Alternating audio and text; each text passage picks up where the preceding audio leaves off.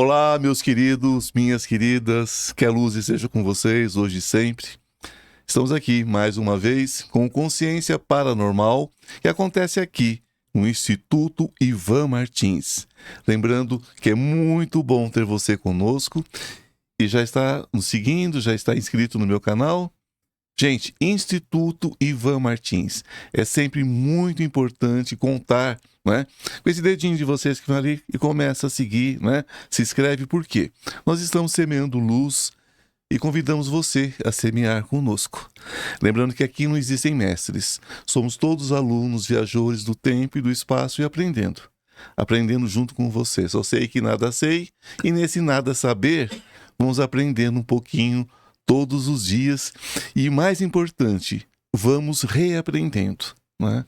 Quando a gente acha que sabe alguma coisa, nós começar a pensar de novo sobre, porque daí a gente chega em algum lugar, ou não, mas o importante é a gente se dar a oportunidade, sempre trazendo convidados incríveis. E hoje, gente, eu tenho alguém muito querido aqui. Foi indicado por outro querido também, que vocês conhecem, o Marco. É o seguinte: ele é historiador, professor, pós-graduado em História Antiga e Medieval e História da Religião. Ele é escritor, palestrante e também é documentarista.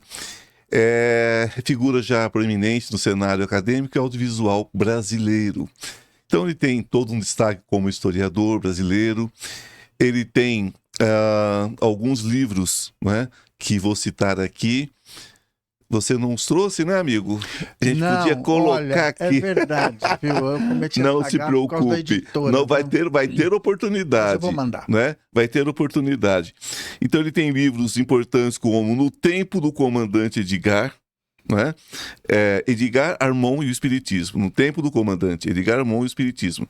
Experiência mística e Espiritismo e do Oriente ao Ocidente pelos caminhos da iniciação. Então aqui só para a gente citar, né? Digamos assim, os principais. E vários documentários também. Entre eles vocês vão ter vocês vão ter aqui do Edgar Armon também, não é? Que é um documentário que tem uma relação muito próxima, né? Até com a base do espiritismo também. Ele vai explicar tudo isso pra gente. Gente, então sem mais delongas, porque uma pessoa como essa tem, assim, uma biografia imensa. E pra gente não perder muito tempo, vamos direto ao que nos interessa. Olha, Edelson Júnior, que bom ter você aqui. Obrigado, Eu é que gratidão agradeço. por ter Eu é que vindo, agradeço. não é? Você é uma pessoa que tem uma história dentro do espiritismo. Você tem uma história, né, dentro da própria, né, como historiador, enfim. E a gente já começa, né, agradecendo primeiro a sua vinda, com certeza. Mas você é formado em História Antiga, Medieval e História da Religião. A história, ela nem sempre ela não tem um relacionamento muito próximo com a espiritualidade e a religião. Ela estuda, mas com afastamento. É quase que uma negação. Querido, onde que começa o crente? Onde termina o historiador? Ou onde eles se juntam, se é que se juntam? Bom, primeiramente eu agradeço a oportunidade de estar aqui e já começar com uma pergunta muito provocativa, mas bastante pertinente, porque o homem, ele, no desenvolvimento durante o processo de evolução humana, o homem, uma coisa que sempre o incomodou foi a questão da morte, né? Para ludibriar a morte, ele desenvolveu duas linhas de trabalho. Uma delas é a religião. A outra é a história, para perpetuar a sua vida, os seus feitos durante o tempo. Então, o que vai acontecer? Em um determinado momento ali do século XIX, nós tivemos grandes historiadores que legaram à humanidade uma série de documentos importantes e eles condicionavam a história apenas dentro do ponto de vista documental. História era só aquilo que você podia provar através de documentos. Ou seja, é uma história oficial. Com o tempo a gente foi desenvolvendo e descobrindo que isso não era necessário, porque a história ela se desenvolve a partir do momento em que você começa a viver e se relacionar com o outro. Então existem várias histórias. A questão é que nós tivemos na Europa do século XIX, que foi um período de maior arrogância intelectual ali, né? Você tem o Nietzsche, que para mim é um filósofo extraordinário, mas era um ele negava essas questões, Sim. era um materialista, né? Um pessimista. Você tem o Schopenhauer, que é um pouquinho antes dele, você tem o próprio Charles Darwin com a teoria da evolução das espécies, você tem o Augusto Comte com o positivismo, que dá aquela... Ele supôs que ele deu a martelada que precisava para acabar com a religião ou qualquer ideia que relacionasse as pessoas a uma metafísica, algo além daquilo que a vida material pode oferecer. A própria Revolução Francesa, né? A Revolução Francesa também. Porque a Revolução Francesa ela foi feita... Poucas pessoas dentro da minha área da historiografia defendem a tese da Revolução Francesa, aquela que sempre esteve escancarada, né? Que a Revolução Francesa matou a religião. Ah, sim. Deus é morto na Europa. Exatamente, matou a religião. E ali você começa a ver que isso impregnou, né? Nós tivemos depois o Napoleão Bonaparte, que fez um bom trabalho durante o início, mas depois ele surtou, né? Porque poder na mão de uma pessoa é um negócio complicadíssimo. E aí, se adiantando, aí a gente chega no século XIX, como eu falei, o de maior arrogância intelectual, e você tem o próprio papel do Freud, né? Que lega aí para as pessoas a questão do inconsciente. Ele trouxe o inconsciente para a academia, mas o que as pessoas não entenderam ainda é que o Freud não foi ele que descobriu o inconsciente. Quem descobre o inconsciente são os indianos há quase 6.000 anos atrás. Com certeza. Né? Então, mas aí você vê esse período de maior arrogância. A ciência, ela está dentro dos conceitos positivistas de negar tudo que é material. Só que a gente precisa entender que nesse período surgiram duas figuras importantes no cenário da espiritualidade que quebraram esse paradigma da ciência materialista. Um deles foi uma mulher, Helena Blavatsky. Helena Blavatsky, maravilhosa. Né? E o outro foi Allan Kardec, que traz conceitos positivistas, usa toda a ferramenta da pesquisa científica, mas ele percebeu que por trás daqueles fenômenos de mesas que davam respostas, tinha uma consciência extrafísica. Então ele rompe com tudo isso e ele traz para a vida científica, vamos dizer assim, da observação, da pesquisa, os conceitos orientais. E faz uma releitura. Só que o que acontece? O que acaba sobrevivendo ainda na academia? O materialismo. E principalmente toda a influência que tivemos da Revolução Francesa matando a religião.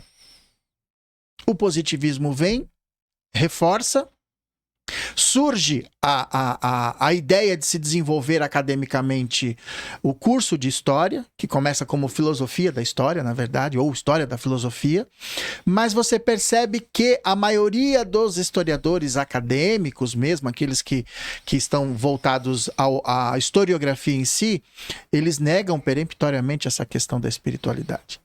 Só que nós vamos percebendo que na virada do século XIX para o XX, algumas pessoas na área da ciência, e quando eu digo na área da ciência ampla, tanto das ciências humanas quanto das exatas.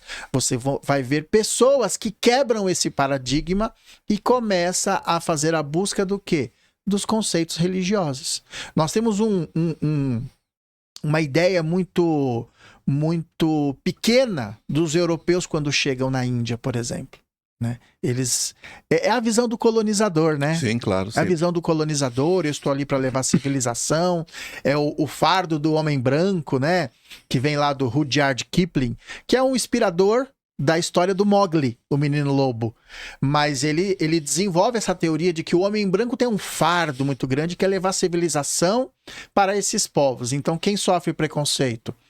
Indianos, africanos, judeus, asiáticos de uma forma geral, Eles não são uma civilização avançada. Então nós estamos ali para levar a civilização. Então quando você vê os colonizadores, os intelectuais chegando na Índia, por exemplo, eles acham aquilo tudo muito estranho. É óbvio que eles acham muito estranho. Uma Europa ocidental ali totalmente voltada ao materialismo e não entende absolutamente nada do abstrato, do meditativo, vai achar aquilo tudo muito estranho. Mas a gente vai ver, já na virada do século XIX, entrando para o XX, alguns historiadores romperem com esse paradigma da história somente voltada para as questões materiais. Aí você vê historiadores observando o fenômeno religioso. Claro, mesmo esses primeiros historiadores que observam o fenômeno, observam sempre por fora. Por quê? Para não se deixar envolver pela questão do objeto em si. Porque o objeto em si, na verdade, ele fala por si. O academicismo, ele é arrogante, né? Sempre foi. Sempre foi.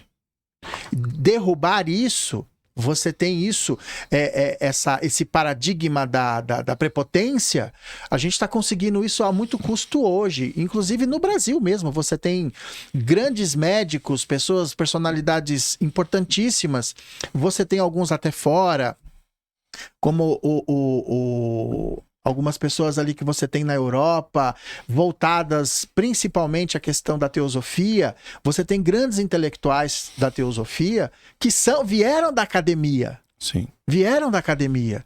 E eles abriram a mente dele. Mas por que esses intelectuais, inclusive alguns historiadores, conseguiram abrir a mente deles? Porque eles foram tocados por uma coisa chamada fenômeno mediúnico. Eu tive contato com o Dr. José Amâncio, se eu não me engano, que ele me perdoe se eu errei o nome, mas Amâncio eu tenho certeza. Ele é um neurocientista, é um neurocirurgião, e ele teve uma vivência de EQM, né? E experiências de EQM dentro do consultório. Tem um livro maravilhoso a respeito, e hoje ele é um defensor. Ele não leva para a questão religiosa, ele leva para a questão científica. E hoje ele é um defensor, né, da existência de algo a mais que ele não sabe ainda, ele não consegue definir, porque você veja, é a mente científica, a mente academicista lidando com as coisas, né? As coisas se impõem, né? Se impõem. As coisas se impõem. Se impõem. As coisas se impõem. Agora, eu acho que isso é interessante. Existe uma cisão entre ciência e espiritualidade. É muito complicado quando as pessoas levam pelo lado religioso simplesmente, pelo lado filosófico simplesmente, e deixam a questão da simplicidade às vezes da ciência. A ciência crê no que ela vê, no que ela pode replicar, no que ela pode sentir. Ela pode visualizar, ela pode mostrar, nem que seja por um microscópio. Ela tem que ver. Né? Nós erramos quando nós tentamos ser muito tendenciosos para um lado ou para o outro, porque eu vejo a questão reencarnatória, essa coisa toda, como um processo biológico. Eu não vejo isso como uma questão que transcenda espiritualmente. Eu não vejo por esse lado. Eu acho que é um processo tão natural quanto nascer, quanto desencarnar.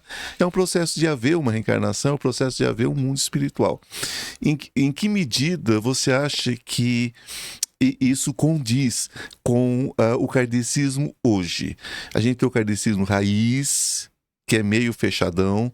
Nós temos um kardecismo que está se abrindo para outras possibilidades, inclusive entendendo o que é ciência, o que não é ciência, e o que pode, no meio disso, haver uma congruência. No meio disso, haver eu costumo dizer, é como se tivesse duas cores e se misturasse. Um verde com amarelo dá um azul e entender uma terceira coisa. Eu estou sendo claro? Sim. Né? Como que você vê isso hoje? Você acha que esse espiritismo hoje, de 2024, digamos assim, dos últimas 2 décadas, já saiu do campo místico e foi para um campo, não ficou no campo científico também, porque eu acho que não é pura ciência? Já entendeu que é alguma coisa que mescla essas duas coisas? É uma terceira ideia? Você acha que isso já aconteceu? Olha, veja bem, quando o Kardec lança a proposta da pesquisa, o Kardec não tinha ideia de formar um corpo de doutrina. Eu não vejo o Kardec dessa forma. O Kardec não estava em busca de religião. Embora ele fosse uma pessoa religiosa. Católico, né? Tá? O pai dele muito ligado à maçonaria, a família também de protestantes e tal. Não era católico, não? O pai estava ligado ao protestantismo, tá. a mãe ao catolicismo. Sim, sim. Tá? E você tem ali a Europa, mesmo o pessoal da academia, a maior parte das pessoas voltadas ao estudo da ciência eram católicos.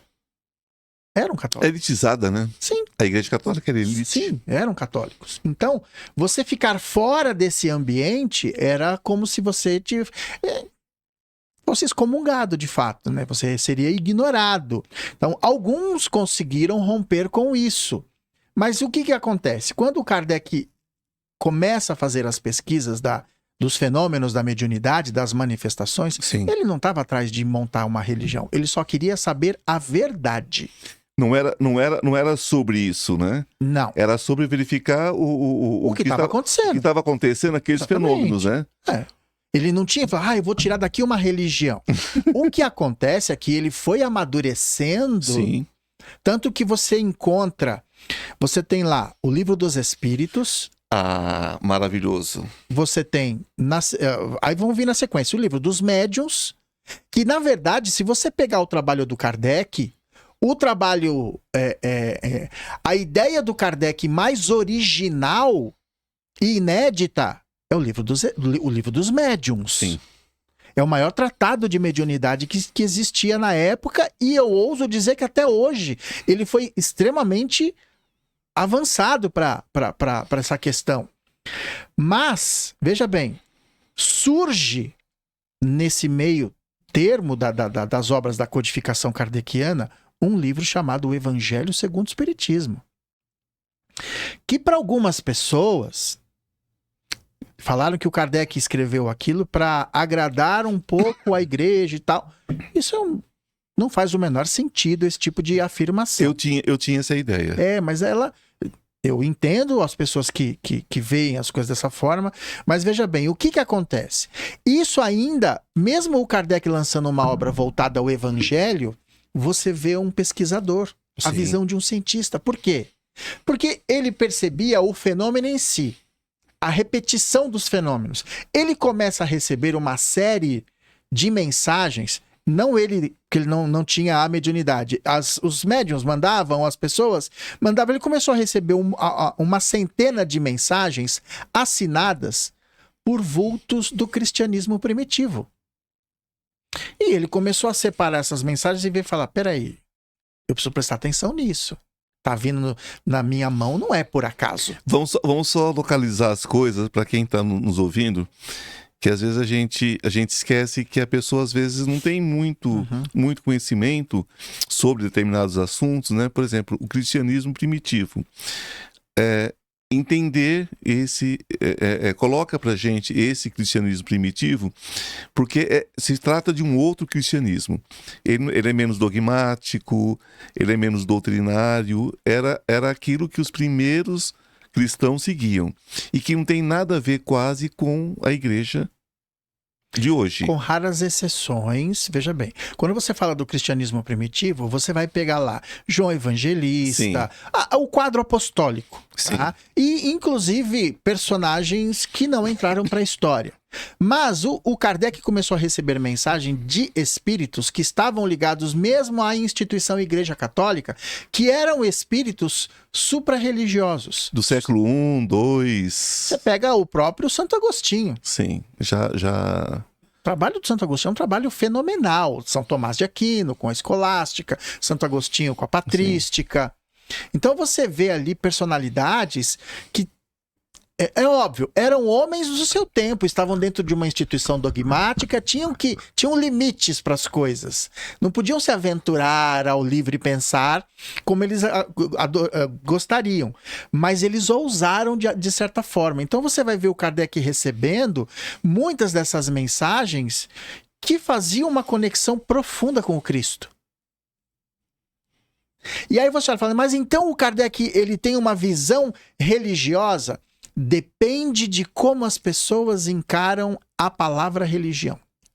Porque quando você pergunta para uma pessoa, ou melhor, quando uma pessoa... Eu nem gosto da palavra, inclusive.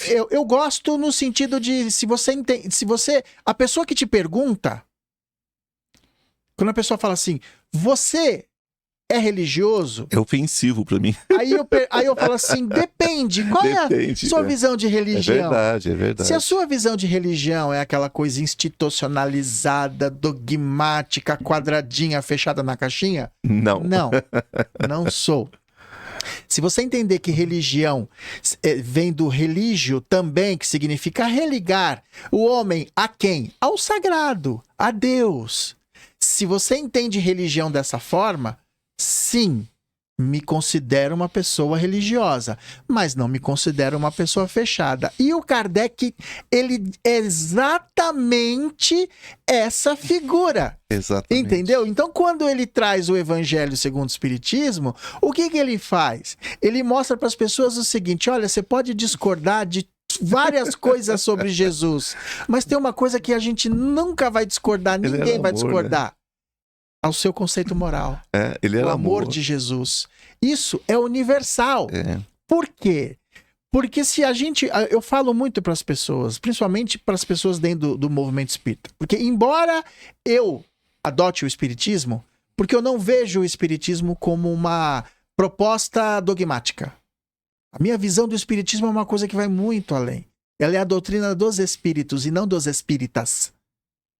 E os espíritos, eles estão em todas as culturas, em toda parte. Então. E o Kardec, ele transcende isso. A dificuldade é, quando você fala no começo, aqueles espíritas mais fechadinhos, mais... Existe? Sim. Por quê? Porque espiritismo, Ivan, é um conceito. Sim. Movimento espírita é perfil de grupo. Então você tem aqueles que acreditam no conceito A, no conceito B. Porque, vamos ver se você vai concordar comigo. Todos os grandes líderes que legaram pensamentos religiosos, filosóficos, metafísicos, e eles deixaram discípulos, nenhum dos seus discípulos mantiveram a estrutura mestra. Todos eles ampliaram, modificaram, deram novos rumos. Pensar como Jesus, só Jesus. Pensar como Buda, só o Buda. Pensar como Zoroastro, só ele mesmo. Pensar como Chico Xavier, só Chico. O broto já nasce para outra direção, né? Não tem como. Ótimo, perfeito. O broto já nasce para outra direção. Ele é da mesma árvore. Se você procura tentar manter aquela estrutura, a essência, ótimo. Porque eu também concordo, gente, não dá para você... O próprio Kardec, eu falo para as pessoas, eu faço um seminário de 9 horas, dividido em 3 dias, né? Sobre o Edgar Armond, o legado do Edgar Armond no Espiritismo. E eu falo, olha, entendam uma coisa, os livros do Kardec não são... A obra do Kardec não é uma obra de fácil entendimento. O Kardec, ele viaja por vários temas e culturas. Uma das coisas, desculpa interromper, só para acrescentar claro. Uma coisinha. Uma das coisas que me incomoda terrivelmente na questão do dogma e da doutrina também, de certa forma, é porque a essência não pode ser perdida. Sim, concordo com você. Então, tudo o que discrimina, tudo o que afasta, tudo o que julga, está fora do princípio do amor. Ponto. Exatamente. Tá? Então, nesse sentido, me incomoda quando valores... como é que fala? Juízo de valor. Coloca seres humanos aquém do direito de ser filho de Deus ou qualquer coisa assim. Quando eu me torno referência, falo, não, o que eu sou, sim. Eu estou muito próximo a Deus. Você tem que se aproximar de mim para estar próximo a Deus. A própria palavra religare, para mim, esse próprio verbo, na verdade, ele me deixa incomodadíssimo. Eu não consigo imaginar qualquer coisa viva desligada de Deus por uma fração de segundo que seja. Exatamente. Então não vem me falar de religar nada, porque não tem nada desligado, Uhum. né? A nossa consciência muitas vezes não caminha, né, na plenitude que poderia caminhar, mas nós estamos todos ligados Uhum. uns aos outros e todos Sim, ao Criador. Então, nesse sentido, às vezes a religião me incomoda, a palavra religião me incomoda sim, muito. sim. E me chamar de religioso é quase uma ofensa para mim, nesse sentido. Uhum. Porque é como se eu estivesse religando aquilo que não é meu direito. Eu não tenho esse poder, Uhum. porque esse poder só é dado ao Criador, dentro da minha concepção. Sim. Então é só nisso que às vezes a gente precisa falar sobre, porque para não haver o endeusamento de sacerdotes, Ah, sim. sejam eles de que origem for. Eu costumo dizer o seguinte para as pessoas, sabe? O ser humano, ele sempre vai em busca de mitos e sempre em busca de ídolos, está sempre em busca de referências que estejam acima dele para ele se espelhar. Sim. Heróis, ídolos. Quando a gente começa a caminhar pelo movimento religioso de uma forma geral, pelas várias propostas, eu vejo que a palavra, tanto a palavra religare, que é justamente uma forma de você fazer com que a pessoa que em algum momento ela se desconectou, embora essa desconexão ela não exista do ponto de vista Físico. porque na verdade, eu sou adepto daquela teoria oriental de que nós vivemos na mente de Deus. Sim, com Portanto, certeza. nada vive fora dele. Nada. Só que existe uma parte do ser humano que ele vive numa ilusão e ele recebe uma coisa que ele acredita que ela de fato é total, chamada livre-arbítrio. Não, eu sou livre. Eu posso fazer o que eu quero. Cara, pode, dentro dessa caixinha aqui, Mas será ó. que deve, né? Você vive o que você... Não, mas eu quero pular dessa caixinha, eu quero ir pra caixinha do vizinho. Você não pode. Então o livre-arbítrio não existe? O livre-arbítrio, o próprio Livro dos Espíritos, ele já vai te ensinando. Ele fala, o livre-arbítrio, ele é proporcional ao seu grau de evolução. Então ninguém pode tudo a qualquer momento. Então, enquanto o homem fica nessa ilusão, em Maia, em acreditar que eu não acredito em Deus, Deus para mim não existe. Enquanto ele vive nessa ilusão, o que acaba acontecendo com ele? Ele vai ficar, aquilo que o espírito Ramatiz fala nas obras dele, ele vai viver constantemente nas rodas exaustivas das reencarnações. O Armon falava assim, se você esperar que a vida faça o papel de educar você, vai levar muito tempo. Você vai apanhar muito. E para Deus não faz diferença, nós somos eternos, né? Não. Agora, veja bem, chega uma hora que o espírito, ele cansa. Ele cansa, ele fala, eu não aguento mais. Alguns são mais resistentes? Alguns são mais resistentes. Por isso que migra de um planeta para outro. Eu digo às vezes que Deus não se importa. Uhum. Deus não se importa. Deus não se importa com as nossas cabeçadas, Deus não se importa Claro. com as nossas questõezinhas. Sim. Né? Muitas vezes eu vejo pessoas esfolando o joelho no chão e eu falo, olha, você me desculpa, mas Deus não se importa. Sabe por quê? Porque tudo nosso aqui é pequeno, tudo nosso aqui é passageiro, como dizia, né? Como disse, né? Porque a palavra dele tá aí, Chico Xavier diz claramente, né? Olha, o problema é que tudo passa, né? Tudo vai passar. Tudo vai passar, né? E a gente descobre que tudo que é besteira passa, e na vida tudo se torna uma grande besteira com o tempo. Eu acho que, na verdade, assim, esse conceito que você coloca aí de que tanto faz para Deus se você vai entrar hoje, vai entrar amanhã, se você vai acordar hoje. Porque se ele se importasse, não seria Deus. Não seria Deus. Não seria Na verdade, eu acho que nem a palavra Deus ela é correta. Acho engraçado e muito interessante porque os orientais não chamam Deus de Deus, né? É a gente ocidental que fala Claro. isso. Eles chamam de absoluto. Sim. Sois deuses, João 10:30. Somos deuses. Nós temos a essência divina, né? Dentro de nós. Por isso que ela tá sempre fazendo com que você, em algum momento, você volte a alimentá-la. Por isso que eu acho que, para muitas pessoas, a religião, ela é importante. Ela é uma condicionadora. Claro, A religião, como qualquer outra coisa no mundo, foi utilizada de forma equivocada. Virou instrumento de manipulação de massa. É óbvio. O ser humano, quando percebeu que ele podia manipular o outro através disso... Porque religião, na verdade, o sentido dessa questão da busca pelo sagrado, ela faz parte do DNA humano. O espírito criado, ele desce pelo processo da centelha, e ele vai ter que voltar. O que faz com que a gente volte é justamente isso que a gente chama, que os orientais chamam de essência divina. É ele que vai fazer isso. Claro, se você alimentá-lo. Eu faço uma alusão inocente, eu digo que Deus é uma colmeia e nós somos microabelhinhas. E nós viemos para produzir luz e voltar com essa luz para a grandeza dele. Perfeito. É um jeito infantil. Não, mas ela é perfeita por quê? Porque muitas vezes a gente precisa dessas analogias para poder entender o todo, o absoluto. Paramahansa Yogananda, conhece? Sim, né? claro. Ótimo.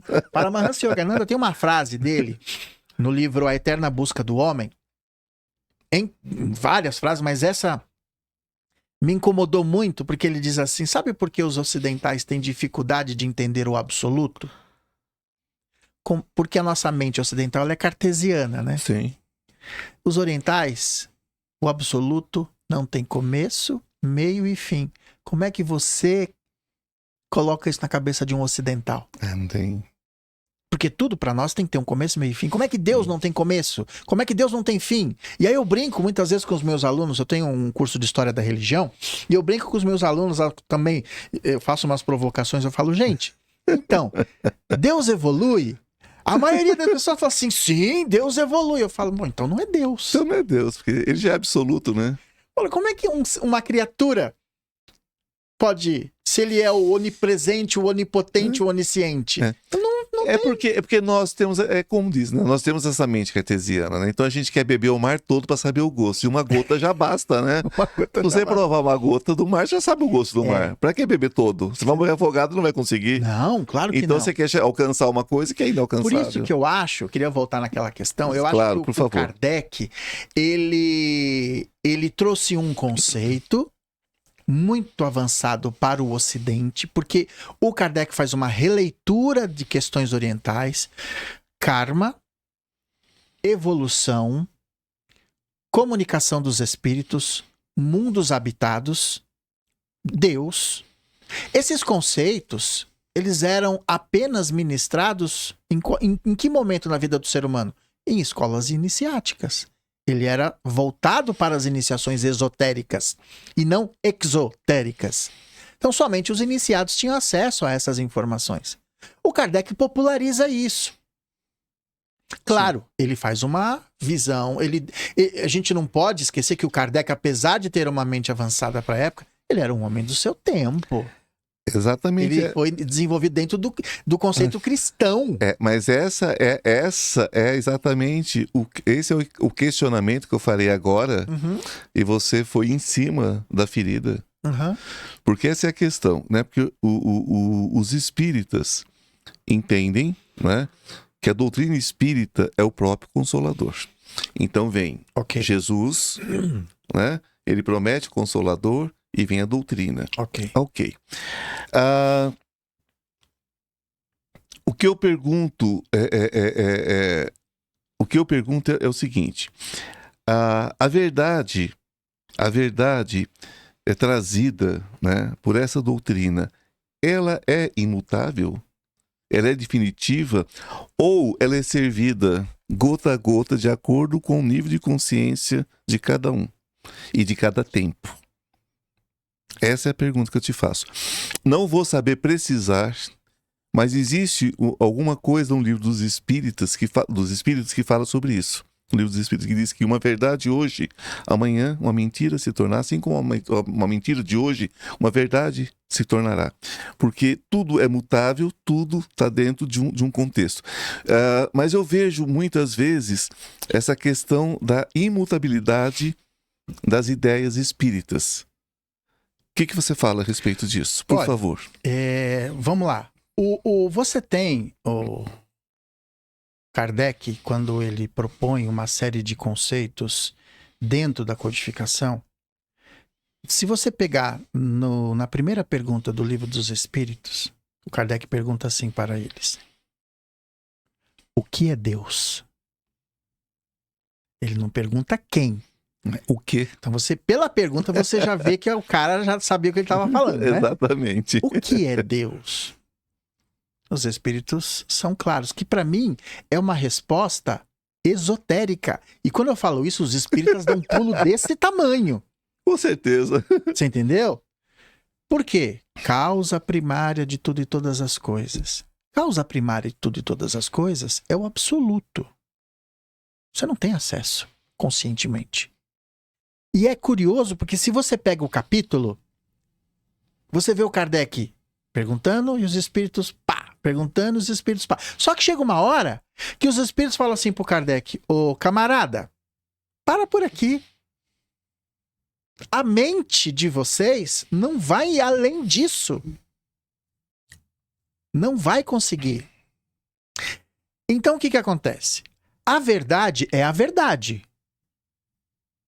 A verdade é a verdade. Agora, imagina Como ela vai ser colocada, é que é a questão, né? como ela vai ser interpretada. Qual é o filtro que você tem no olho? Porque todos nós carregamos ideologias. Sim, não Todos tem nós. jeito. É, não tem jeito. Ideologia é filtro. É isso aqui. Claro. É lente. Como é que tá a sua lente? Muito colorida, muito embaçada, com pouco grau de visão, com uma visão de alcance muito limitada? É a leitura que você vai fazer das coisas que vão te apresentar.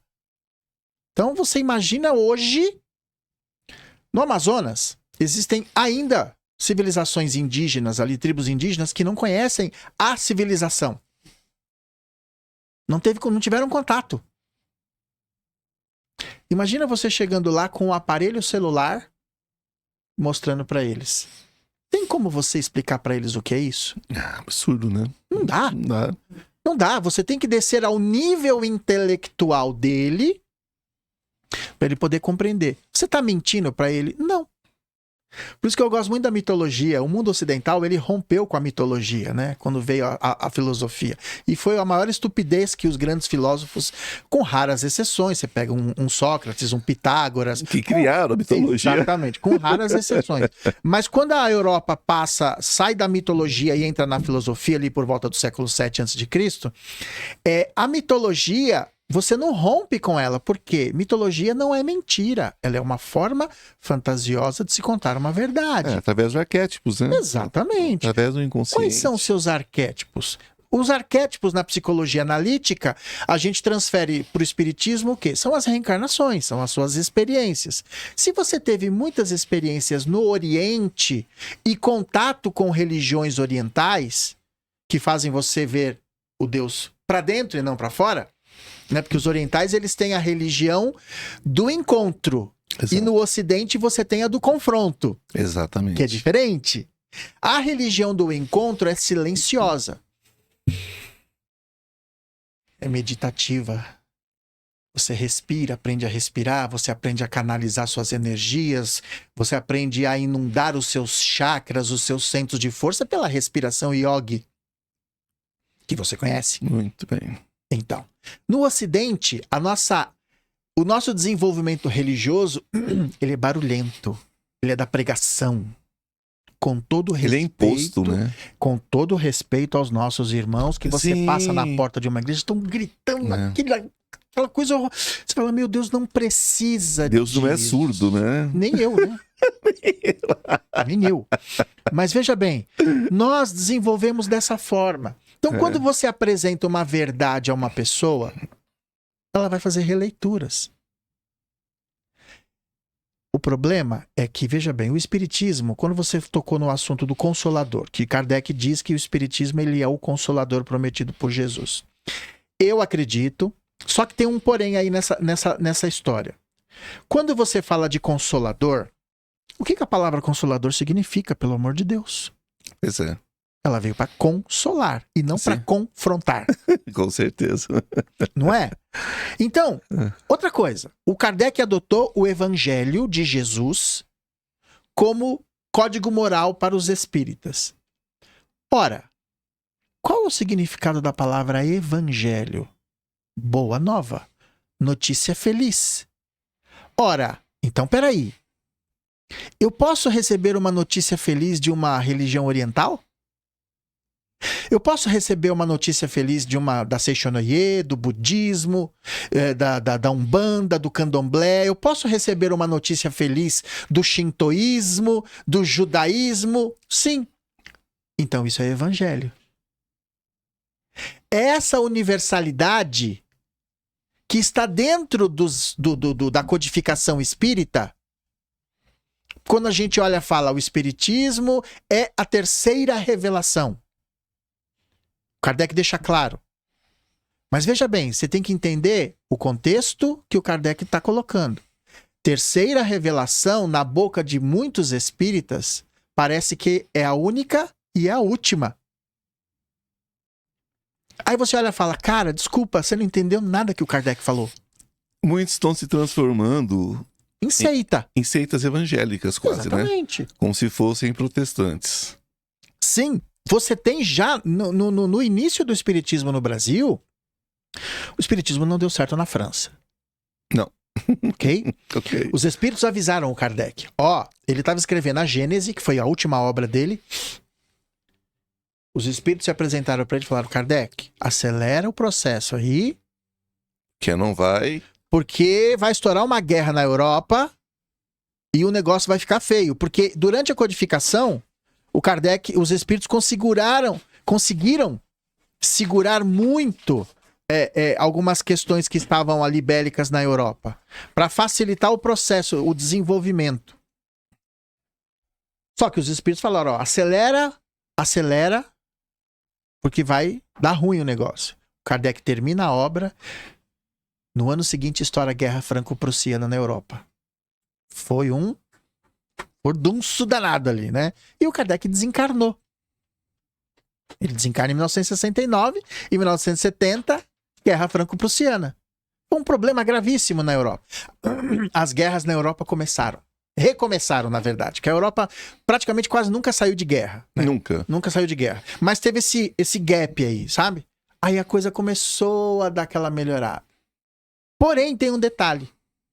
Quando o Kardec entrega o trabalho dele, se você olhar pontualmente, diluído em toda a codificação, você vai ter o Kardec chamando a atenção de todo mundo para a universalidade do ensino dos espíritos. Que já é uma outra história, um outro lugar. Só que o movimento, é o que eu te falei, o espiritismo é um conceito e o movimento espírita é perfil de grupo. Então você tem grupinhos que ficam brigando, porque não, você entendeu o Kardec assim? Não, o Kardec nunca disse... E criaram um dogma. Você sabe qual é o maior dogma dentro do espiritismo? Fora de Kardec não há salvação. Não dá. Não dá, né, cara? Não, cara, é outra história, é outro mundo. Não dá, né? E olha, a gente tá vivendo um momento agora... Eu recentemente fiz uma live chamada O Espiritismo do Terceiro Milênio, o fim das barreiras ideológicas. Sim, por favor. Essa é a base. É o caminho, gente. É o caminho, não tem outro. Agora, se eu entendo o espiritismo como consolador prometido, eu não posso entender o espiritismo como consolador prometido dentro de um conceito institucional. Eu entendo ele como consolador prometido porque ele é a voz dos espíritos. Que espíritos? Todos os espíritos que colaboram com a evolução da humanidade. Não importa com a roupa dele. Se ele se apresentou como um hindu com um turbante na cabeça, como um padre da Igreja Católica, ou como um preto velho que foi escravizado em algum momento da vida. O conceito moral dele é elevado? Então não me importa qual é a vestimenta dele, o linguajar dele. Não me importa. É dessa forma que eu vejo. É dessa forma, meu querido. Uma das questões, para mim, são primordiais. Uma das questões primordiais. Eu trabalho basicamente com investigação de vida passada, certo. no sentido de auxiliar as pessoas que me procuram. Com terapia, sim, forma terapêutica, com desdobramento, essa coisa toda, trabalhando com seres interdimensionais e tudo mais. Eu uso sim um oráculo, para me auxiliar, que é uma forma de conexão minha. Quando a gente fala em consolador, também aquela coisa de você receber notícia de algo que estava distante. É como se eu achasse que tudo estava aqui e chega um navio de Portugal, cheio de espelhinhos e tudo mais, e fala para mim, olha, existe outro lugar, existe mais alguma coisa, né? Você não pense só nesse Deus castiga, nesse Deus tal. Tem um Deus mais calmo, tem um Deus mais sereno e tudo mais. E vem trazendo junto com isso todas as outras coisas. As sessões espíritas, onde vem desencarnados, onde vem obsessores, onde vem e vem falar muitas vezes com o consulente, com aquela pessoa que está ali, né, assistindo aquela palestra e tudo mais. Há uma quebra do véu do esquecimento. Então é o seguinte, ou puxa a cordinha para todo mundo, ou não puxa para ninguém. Se você pode quebrar o véu do esquecimento através de uma sessão espírita, quem faz o que eu faço está quebrando o véu também do esquecimento. Por quê? Porque para auxiliar a pessoa que às vezes vai ficar naquela roda de samsara durante milhares de anos, você chega e fala, ô querido, querida, olha, é isso aqui, parece que você está repetindo isso. A pessoa fala, eu não faço isso. Aí você conversa com a pessoa fala, eu faço isso. Então a pessoa se entende ali no momento que ela precisa repensar aquilo e ela pode adiantar muitos anos dentro de um processo reencarnatório, de um processo de repetição de reencarnações com aquele sofrimento. Mas a questão é a seguinte, isso tudo eu falo com muito respeito, com muito carinho, não estou questionando aqui nada. O que nós estamos fazendo aqui é simplesmente um comparativo. Onde começa? Qual é o limiar do bom senso entre até onde a gente pode quebrar? O que justifica quebrar esse véu do esquecimento? O que justifica? Porque a base se estava esquecido, deixa lá, né? Deixa lá. Mexe. Por que é permitido mexer? Por que é permitido mexer? E até que ponto esse mexer, na sua concepção, é correto? Olha, seja onde for. Não, eu adorei essa colocação sua, porque vai ao encontro da forma como eu penso também. O movimento espírita, ele pega algumas informações que ouviu de um médium respeitado, que falou, olha, não mexe com esse negócio não, se tá lá, deixa lá. As pessoas não entendem que muitas dessas orientações, elas vieram especificamente para um grupo, para um momento, para uma circunstância. O véu do esquecimento das vidas passadas, ele não é total. Muita gente tem insights. Eu tenho vários insights, tive vários. O que me trouxe aqui hoje, para eu estar aqui hoje, é porque desde criança coisas aconteciam comigo e graças a Deus a minha família é do ambiente, eram todos espíritas, sim, entenderam o processo, porque também passaram. Então, esse véu do esquecimento, ele não existe na sua totalidade. É óbvio, ele existe de uma forma abrangente, mas existem pontos específicos na vida de uma pessoa que ela não sabe por quê, mas ela lembra. Aí o que acontece? Nós, em algum determinado momento, se eu não me engano, foi na década de 80 que surgiu o Brian Weiss, psiquiatra, que começou a popularizar nos meios acadêmicos a regressão de memória. Porque ele vivenciou isso, ele não tratava isso de forma espiritual, mas ele via que funcionava a regressão, certo? E Pierre Vaz também, tem um Pierre Vaz também. Ah, também, é verdade. Eu fui aluno dele. Ah, é? Fui. E aí o que acontece? Ele, por meio da indução, seja da hipnose, enfim, ele levava a pessoa à vida intrauterina, mas ele percebia que dava para e além. E além. E é uma das provas, pelo amor de Deus, da reencarnação. Eu tive experiências... Eu cheguei a fazer terapia de vidas passadas com a Mariluza Vasconcelos. Conhece ela? Médium psicógrafos inconfidentes? Sim. Fiz com ela. Ela prefaciou meu livro sobre o Edgar Armand, porque ela conheceu ele. E foi uma das experiências mais fascinantes da minha vida. Me ajudou a entender um processo meu que em lugar nenhum eu tive resposta. Então, Quando você... É óbvio, você que vive isso sabe que existem pessoas e pessoas Assim. fazendo esse tipo de trabalho. A hora e como. Em tudo, né? Virou uma panaceia, né? Não, em tudo. Então a pessoa faz um cursinho de 6 meses lá na internet, já vira terapeuta e 6 já... meses, 6 meses dá pra fazer doutorado e pós-doutorado na internet, querido. O povo se Ela forma acha no que final ela de já é semana. um terapeuta e um guiana e pode colocar o cara pra fazer uma terapia. Não, o povo tá formando no final de semana, é complicado. Eu aprendi nos meus estudos com psiquiatras, psicólogos voltados a essa área que quando você mergulha uma pessoa que vivencia um trauma específico. Eu me lembro muito de uma questão de um rapaz que ele precisava de um emprego muito bom, ele era o mais cotado, só que ele tinha um agravante. Ele jamais pisaria num avião. Aí complica. Aí o patrão virou e falou: eu sinto muito, porque você vai precisar viajar o mundo. Não, eu vou de barco, eu vou a pé, eu vou a nado. E ele conheceu uma terapeuta, que eu não vou dizer o nome dela porque eu não tenho autorização, mas ele conheceu uma terapeuta inclusive era médium também, porque o que facilitava também o processo, né? Ela era psicóloga, terapeuta e médium, e ela fez um trabalho de terapia com ele, que durou 3 meses. Ela curou a fobia dele de avião. Aí você pergunta, foi uma heresia que essa pessoa cometeu em ter levado essa criatura às vidas passadas dela para ela entender o porquê que ela tinha essa questão? E assim, se a gente for contar essas histórias aqui, você tem dezenas. Eu conheço algumas também. Eu fui testemunha viva de uma regressão que me ajudou. É óbvio que a pessoa que é responsável, o terapeuta que é responsável, não vai receber um curioso no consultório. Não, imagina. Eu quero saber se eu fui fulano. Não, todo mundo quer ser Cleópatra, Napoleão, Aí você cai na mão de um charlatão, né? Cai na mão do charlatão, porque se você quer comprar, você acha, né? A pessoa é enganada porque ela quer, certo? Claro. Sem dúvida nenhuma.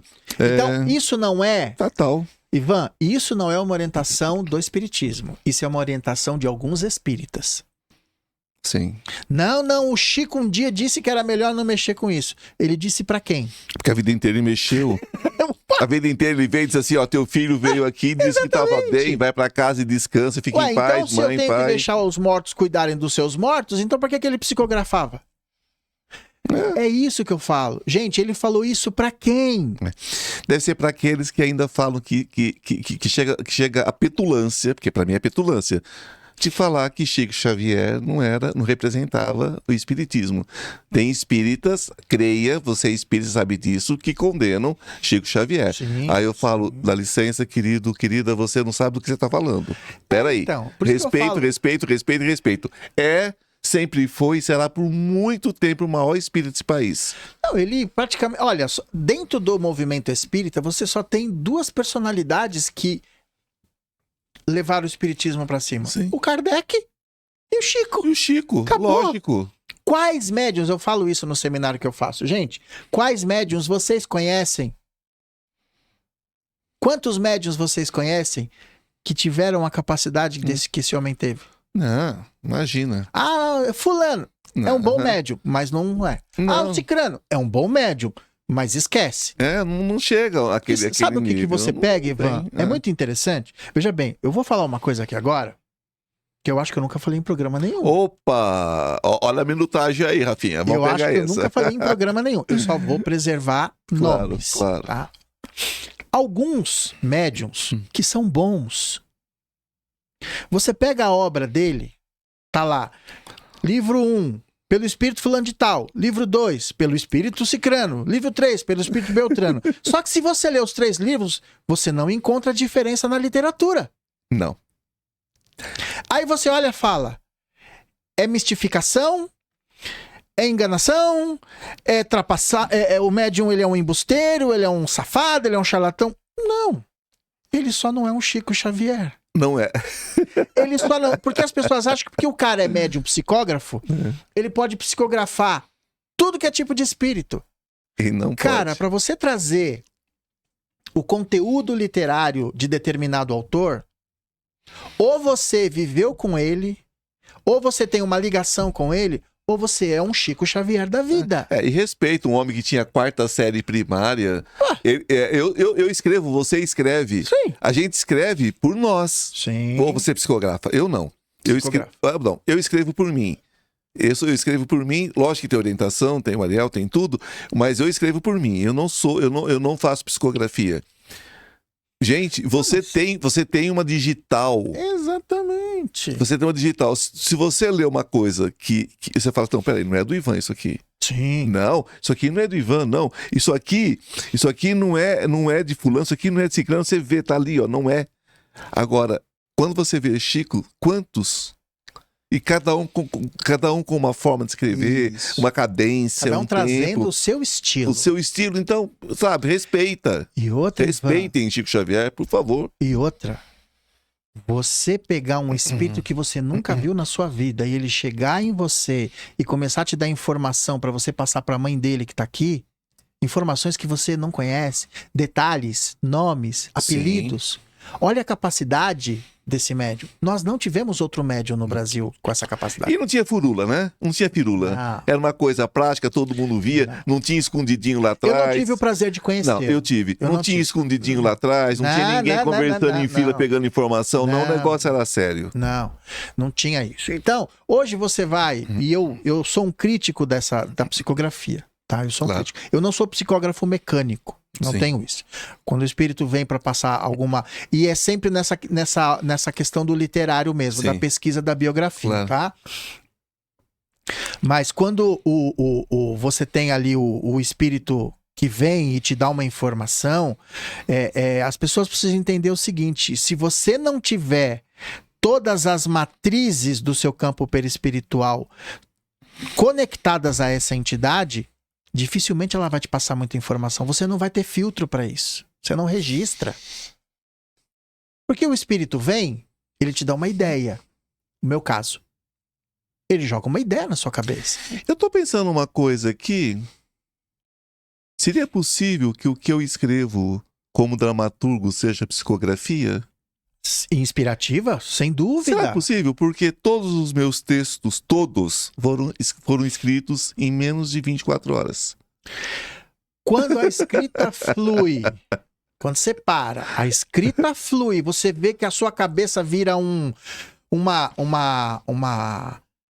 caixa d'água de ideias que vão descendo Vem de algum lugar. Aquilo vem, você fala, não, se eu não escrever, agora eu não escrevo mais, eu perco. Agora são espíritos brincalhões, são zombeteiros, porque os meus textos de teatro são bem engraçados, não assim. Importa. Deve ser zombeteiros, Não viu? Como importa. diz os espíritas. Pode ser um zombeteiro da arte. Da arte, né? E aí você vai ver. Então, eu acho que quando a gente... olha o Kardec, eu acho que o movimento espírita ele vive muito do dogma. Do dogma, E eu Virou uma digo outra sempre coisa. para as pessoas, o espiritismo ele começou com Kardec, ele não acabou com Kardec. Exatamente, nós vamos entrar agora exatamente nisso. Porque nós temos, né? Que é engraçado. Kardec nasce no início do século XIX, né?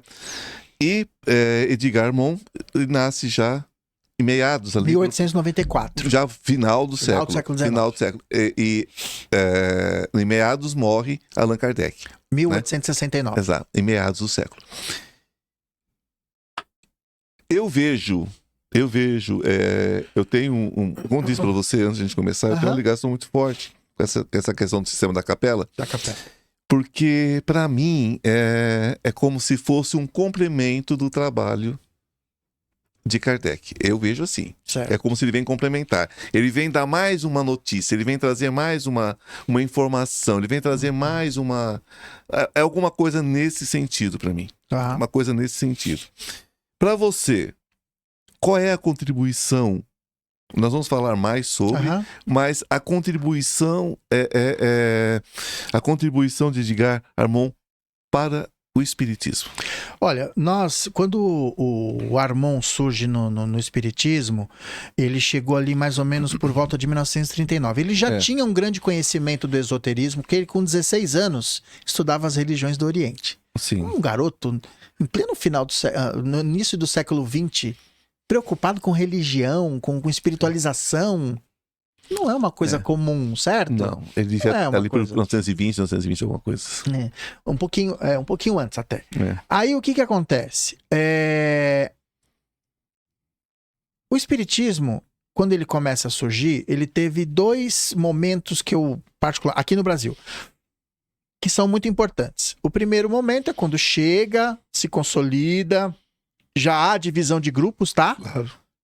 Os místicos e os científicos, aqueles que batem na tecla que o espiritismo é só ciência e filosofia, esquece essa parte, não é religião, é da religiosidade. Sim. Abandona, fala, não, esquece isso e tal. Então já existia uma fragmentação aí. Aí você tem um cara que foi o divisor de águas dentro do espiritismo, que é o Chico Xavier. As pessoas procuravam o Chico por quê? Porque ele era uma alma boa? Não. As pessoas procuravam o Chico porque ele era médium. E sábio. Depois que você o conhecia, você entrava na aura do cara, tchau. Aí você era conquistado pelo aquele espírito fantástico, você entendeu? Mas as pessoas iam atrás dele porque ele era médium. Claro. E a literatura dele, na minha concepção, é o complemento da obra do Kardec. Eu não tenho a menor dúvida. Muitos pontos que não são esclarecidos na obra do Kardec, você vê no Chico. É como se tivesse feito o esqueleto e ele viesse preenchendo, né? Então, aí entra uma outra polêmica, tá? Que eu não entro nessa polêmica, mas eu aceito e também quem diz não aceitar, pra mim não fede nem cheira. Ok. Pra mim, Chico é Kardec. Não vejo outro espírito. Se Kardec reencarnou, como está escrito que ele reencarnaria, Vem no Chico. Só pode ser Chico.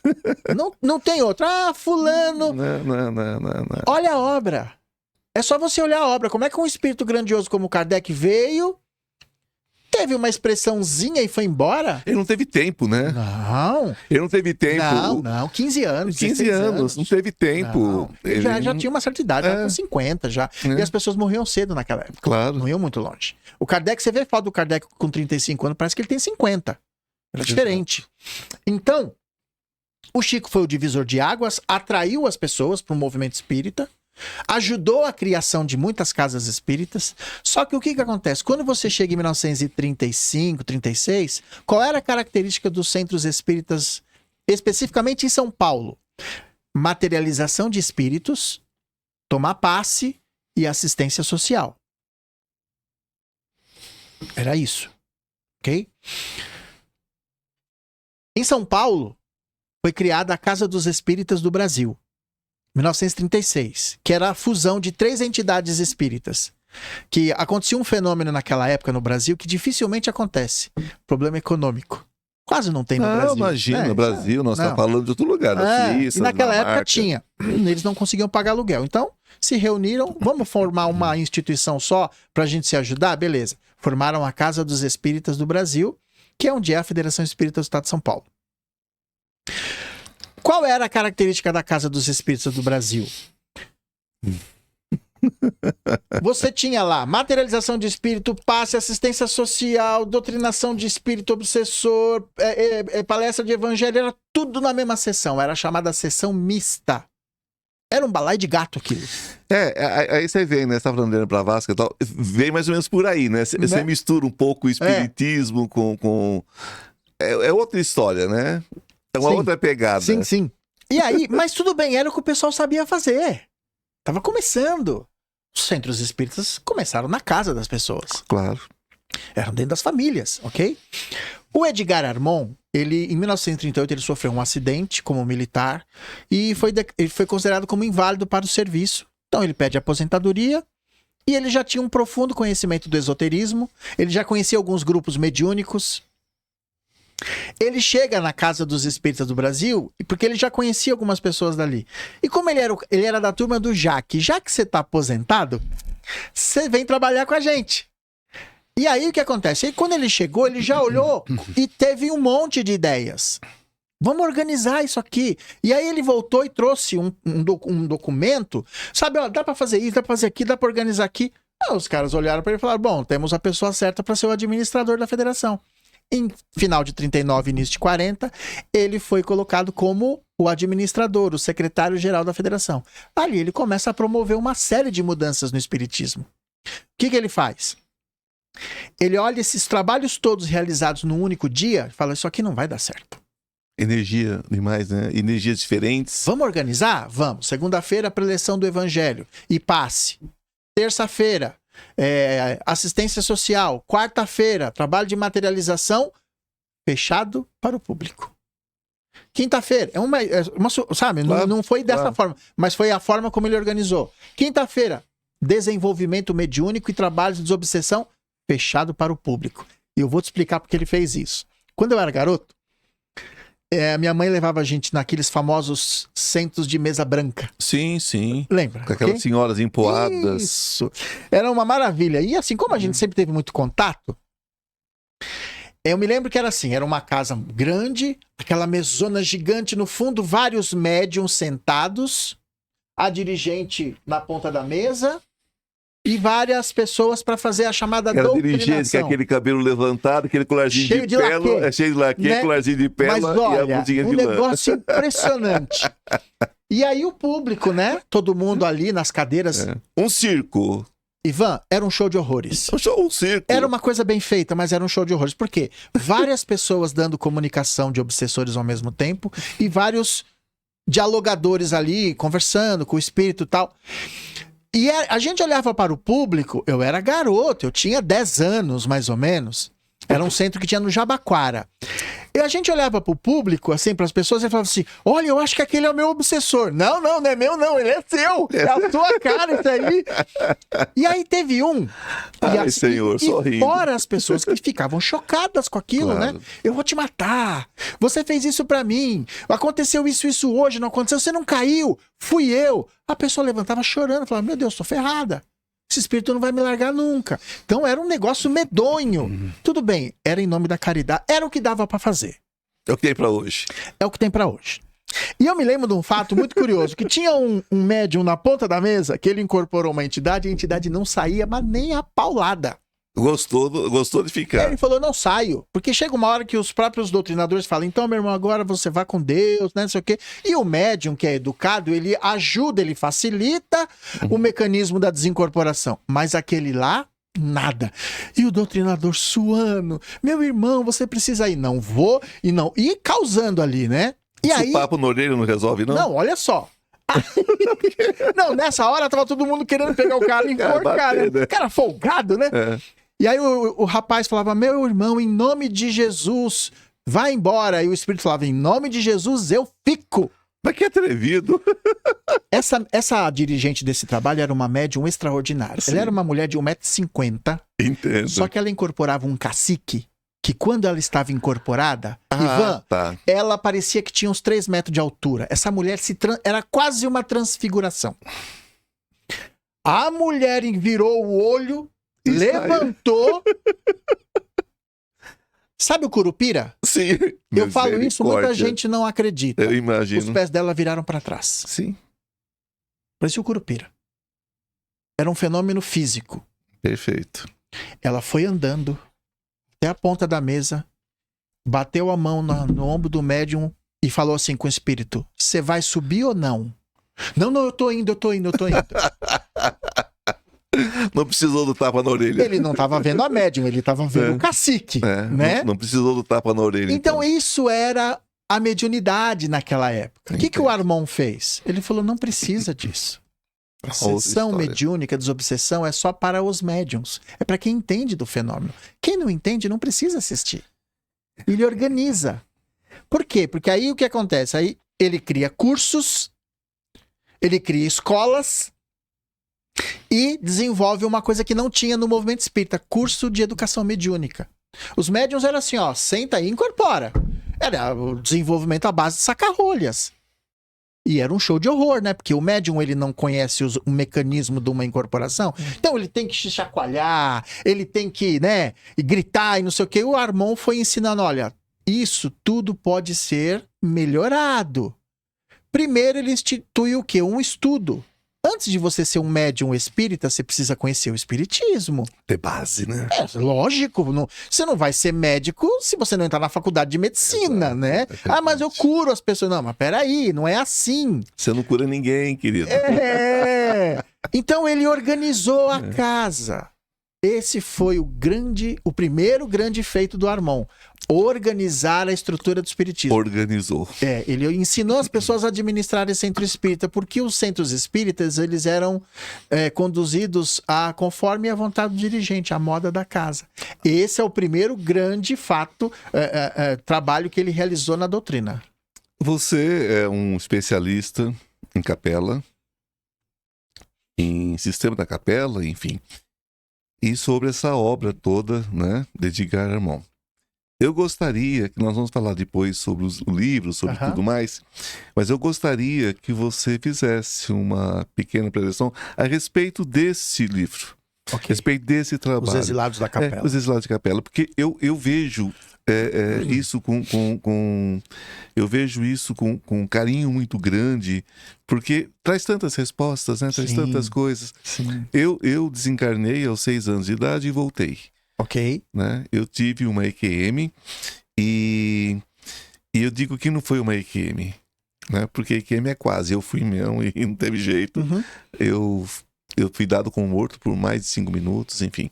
O que para mim foi um bom tempo lá, porque o tempo só existe para nós aqui. Sim, né? lá é relativo. Lá é relativo. E então, eu sempre soube que existia desde sempre, Ok. né? Então, o espiritismo não veio para mim de outra forma, senão desta forma. Eu tentei lutar contra, mas enfim. Foi empírico o processo, né? Exato, é meio complicado. Mas enfim. Então, Capela traz outras respostas, outras coisas, que faz todo sentido para mim, dentro dessa questão da evolução humana, essa coisa toda. E junto com isso, junto com essa preleção, essa pequena preleção, que você trouxesse alguma coisa, se existe alguma relação entre Capela e Atlântida, dentro da sua concepção, evidentemente. Tá. Bom, Os Exilados da Capela, o tema Capela, ele surge, na verdade, na obra do Kardec. Não com esse nome Capela. Claro. Ele fala da raça adâmica, dos expulsos do paraíso. Ele dá uma interpretação para isso, dizendo que são espíritos que foram banidos de outro planeta. Ok, beleza. Mas isso é uma informação básica. Claro. Em 1938, Chico Xavier publica uma obra que foi psicografada pelo espírito Emmanuel, onde ele traz informações sobre a história espiritual da humanidade. O livro se chama A Caminho da Luz. Você conhece. Nessa obra, você tem um pequeno relato da raça adâmica. O Emmanuel diz o seguinte, que é engraçado que às vezes as pessoas falam assim, o Emmanuel é metido a entendido de todos os assuntos, né? Não, ele não é metido a entendido de todos os assuntos. Ele simplesmente estava do outro lado e conseguia conversar com as pessoas que eram especialistas, só que alguém tinha que escrever, né, meu querido? Claro. Então, vamos combinar. Era a parte dele, né? Exatamente, né? E o Emmanuel, com todo o tirocínio e o equilíbrio dele, traz a informação bastante sintetizada, onde ele diz que, num determinado momento, na constelação do Cocheiro, o Marco Antônio falou sobre isso aqui. Brilhantemente. Tem um planeta lá, que ainda não foi revelado pela astronomia, ok? Mas, eu digo assim para as pessoas, né? Principalmente dentro do movimento espírita, que tem críticas em relação a isso. Capela não existe. Capela não. Esse planeta não existe porque até agora não descobriram. Eu falei, então, mas... Não descobriram, então significa que não existe? Já vimos isso na ciência antes, né? Agora estamos detectando um nono planeta? Pois é. Porque agora tem como, né? Opa, tem evidências muito fortes, então a ciência agora já está novamente... Aí você olha e fala, cara, não tá boa. Não faz esse papel ridículo. Não passa essa vergonha. Só diga assim, eu não acredito. Ok. Mas não diga não existe. Eu não acredito, não tenho prova suficiente. Esteja cético. Um cético honesto. Exato. Porque eu também tenho um certo grau de ceticismo. Claro, temos todos. Você entendeu? Agora, peraí. O fato de eu não saber, não ter visto, eu tenho que desmerecer o trabalho de uma pessoa que acredita naquilo e que está desenvolvendo um trabalho? Então, o Emmanuel fala que tem um planeta na constelação do Cocheiro, e ele estava mais ou menos vivenciando o que a Terra está vivenciando hoje. Né? Esses conflitos, essa mudança, esse período de mudança, olha, precisamos dar mais um passo. Do jeito que tá, não dá. Precisamos acelerar para entrar na fase da regeneração. E aí tinha uma galera que não estava afim disso, e sabia que seria a última oportunidade deles. Qual foi a ideia que eles tiveram? Olha, eu não volto mais, mas eu vou levar uma galera comigo. E aí eles tocaram o terror nesse planeta, que alguns chamam de Atlantê. Na verdade, você vai para pesquisadores e informações mediúnicas, cada uma dá um nome diferente. Claro. Não importa o nome. O que importa é que essa civilização veio de lá, segundo hoje as informações que as pessoas que conviveram ao lado do Chico, como o Geraldinho, o Bacelli, o Chico disse a eles que ele também participou disso. Inclusive da guerra nuclear que eles explodiram lá, que eles iniciaram lá. Então eles vieram banidos. O Edgar Armond também estava nessa. Ele também é um dos capelinos que veio para cá. E aí essa galera foi condicionada aonde? Olha, foram reunidas no astral, o plano espiritual chamou, vamos conversar. Seguinte, não dá mais, cara. Por quê? Porra, meu. Quantos mil anos vocês estão encarnando, desencarnando, reencarnando, desencarnando e continua do mesmo jeito? Não muda. A gente usa muito algumas analogias aqui na Terra. Quando você pega um criminoso irrecuperável, em tese, claro, esse cara tem que ser segregado da sociedade, ok? Sim. Ele tem que ir para um processo reeducacional. A gente sabe que o nosso sistema prisional é um pouquinho problemático. Não reeduca nada. Não reeduca. Enfim. Mas a ideia é reeducar, certo? Existem projetos de reeducação. Em Cuiabá eu conheço um projeto de prisional fantástico, da APAC. É maravilhoso. É para todo mundo? Não. Infelizmente. É para aqueles que querem. Geralmente são prisioneiros de culpa primária, que cometeram um ato insano porque estava bêbado, porque estavam... um rompante, sabe? Aquela coisa de momento e depois falou, putz, que besteira que eu fiz. Geralmente esses aceitam a reabilitação e a reeducação, ok? Alguns já retornaram para a sociedade. Mas até um animal abandonado, se ele receber amor, ele ainda retorna, se torna um animal amoroso, confiante. Né? Quando você pegar um animal e espancar ele todos os dias, ele vai se transformar uma fera. Você quer o quê dele, o ser humano não é diferente. Não é diferente. Só que o que acontece? Você pega aqui, por exemplo, o Oriente Médio. Há quantos mil anos eles estão guerreando? Há mais de 4.000 anos esses caras não se entendem. Não muda. Não. Então vai chegar um momento, como lá em Capela chegou, que esses espíritos foram reunidos no astral e falaram, olha, deu. Acabou. Vocês agora vão para um planeta primitivo, vão recomeçar do zero, não vão perder a sua aptidão, né? O esquecimento vem, só que ele vai surgir em forma de tendência, né? Vão chegar ainda como deuses ainda, né? Exatamente. Porque para aquele lugar vai chegar maravilhoso ainda, né? Os caras, e ainda chegando aqui, fizeram muita besteira. Não foram as primeiras reencarnações deles assim, não foram aquela não, estamos conscientes. Não, muitos vieram extremamente revoltados. Os arianos que habitaram a região da Europa eram os mais atrasados e mais materialistas. Olha a Europa como ela é. A Europa é terrível, né? Olha a Europa como ela é. O materialismo na Europa é dominante. Total. Você fala de religião. Esses dias a gente tava num podcast lá, eu e o Marco, e eu fiz a menção à Itália, que eu tenho algumas pessoas que eu conheço lá na Itália. E eles falam, olha, se você fala de religião aqui, no círculo de amigos, eles olham pra você e falam, isso é coisa de gente velha. Eu tava falando isso aqui no ar esses dias, que sempre que eu vou à Europa, eu gosto de ir no Vaticano, eu gosto de ver a missa. Existe alguma coisa da missa que me agrada ainda, que principalmente a consagração da hóstia, tudo, eu acho um momento muito bonito. Um momento Esse padre que tá aí com você é de lá? Exatamente. Que você vê muita luz na hóstia, é muito lindo isso. Mas a missa tá vazia. Nós estamos falando da Itália, nós estamos falando do Vaticano, não é uma igreja. Do desenvolvimento do né? cristianismo. Então, quando eu falo aqui que Deus é morto, meus queridos, eu não estou desfazendo de Deus. Eu sou uma pessoa muito muito grato a Deus e creio piamente na existência dessa energia. Mas é porque a Europa virou materialismo puro. Não, ali o negócio Ninguém tá feio. acredita, ninguém crê mais O Chico nada. disse que muito provavelmente aquilo vai se fragmentar mais ainda, né? Ah, vai. Na época tá perdendo sentido, né? Tanto que, se você pega no livro Brasil, Coração do Mundo, Pátria do Evangelho, o que que o Humberto de Campos fala? E é desse mesmo período, 1938, 1940. Ele fala que Jesus pega a árvore do Evangelho e põe... Porque também não deu certo na Palestina, né? Não. Ele manda para onde? Para o Brasil.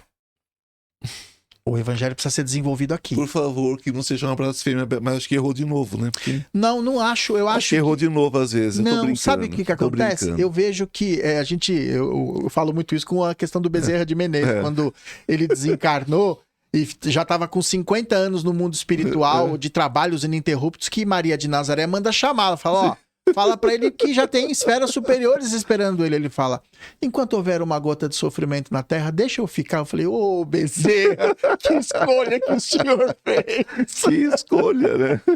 Mas são espíritos que eles são supra, né? Exato. Religiosos, né? Você falar que um Bezerra de Menezes é um espírito é uma heresia, né? É verdade. Pelo amor de Deus, espíritos superiores, eles não têm religião, eles não têm vínculo. É só uma essência de luz, né? É uma luz pura. Eles são espíritos superiores. E ponto. E ponto, você entendeu?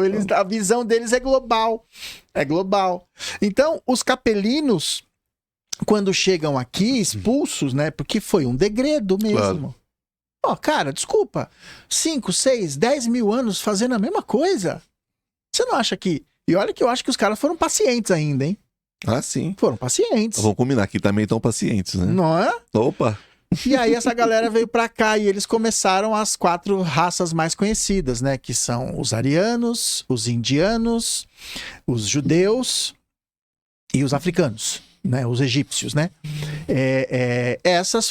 Esse foi o tronco que começou ali o processo de desenvolvimento da humanidade naquele período que nós chamamos período do Neolítico. É justamente o momento da Revolução Agrícola. Que o Marco, inclusive, falou aqui. É a hora que a gente dá um salto gigante. E arquitetônico também, né? Exatamente. Qual a conexão dos caras com a capela? A conexão, dos capelinos com Atlântida. A gente tem mais ou menos aí um período de 12... Uns falam 12 mil anos, uns falam 20 mil anos. Uma data específica não existe sobre essa questão da existência da Atlântida. O que para muitos também é uma heresia você falar da Atlântida, porque ela não existe, é um mito e tal. Bom, cara, se você quer acreditar nisso, acredita, mas me dê o direito de acreditar no que eu quero. Essa pirâmide é uma reminiscência de um instrumento de terapia da Atlântida. Olha só. Eu trouxe por reminiscência isso daqui. Uma hora eu quero que você venha aqui para você experimentar. Hoje não foi possível para você experimentar, para você ver a energia que tem nesse aparelho. E o Edgar Armond, como um capelino, o Edgar Armond tinha uma característica muito interessante. Ele tinha lembranças, insights de 6 mil anos atrás. Sim. Era um negócio impressionante. Ele falava as coisas. Ele era muito contido, não era um falastrão, vivia, né? E quando ele mencionava alguma coisa, era para contextualizar algo importante.